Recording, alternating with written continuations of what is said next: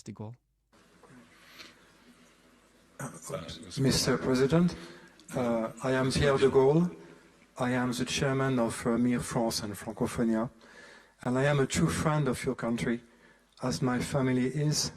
I'm fighting for the Franco-Russian friendship, and you've got more and more people in France and in Europe who have the same belief and the same willingness.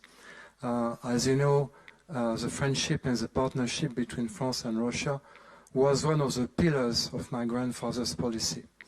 And I want to rebuild and I want to restore the France of my grandfather, a France made of fundamental values like faith, like patriotism, like family, and like a true, let's say, spiritual responsibility which has completely gone in the Occidental world. I believe that those fundamental values are essential to build peace and comprehension amongst people. And because of this, I think that the conflict in Ukraine is an ideological conflict, that it is even a conflict of civilization, because on one side, you've got the Occidental world, which has lost its soul, which has lost everything for ego, for short-term satisfaction, pleasure, and a short-term view on everything. The sacred has gone, and history has shown that those civilizations cannot survive. On the other side, you've got the multipolar world led by Russia, led by China, India, African countries, Arabic countries, and South American countries. Those people, those nations are willing to fight for their own traditional values and their fundamental values. So to me, Mr. President, this conflict is ideological, and that's why I think that it will last and expand. What is your view on this?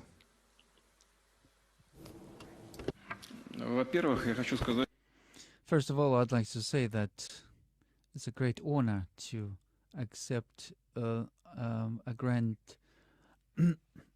grandson of General de Gaulle. With the acting president, we touched upon several subjects, and I'd like to maybe bring that up here. It's not a secret. I'm not going to give any historical evaluations. Everything was very complicated, but for us in Russia, despite the difference in rank, the hero is the General de Gaulle and not Marshal Pétain, because he embodied the desire for the nation, for independence and honor and pride. Yes, now the situation is different.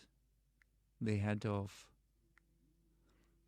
there's other people who are leaders of France, and it's not even a matter of age, it's just a matter of view, historical view, and this is not our business to evaluate the government of your country. This is up to the French people to do that. But I know that people who subscribe to your points of view and true friends of Russia, I know that there are many of you in France, and I know that the number of such friends grows. Whether the situation is going to get worse in terms of what's going on in the world, as you said, there's an ideological confrontation. It's never going to end. This is obvious. There's different currents. Whatever incarnation they take, they will always fight against each other. That's just obvious. But in my opinion, that awareness of eternal value of national tradition and culture, I think slowly it will gain pace. It will both in European countries and in the US. And in that sense, I think that confrontation, ideological confrontation, will continue. But the future lies with nationally oriented forces. And the balance between them has to be achieved, as I said in my presentation, through looking for compromises between civilizations.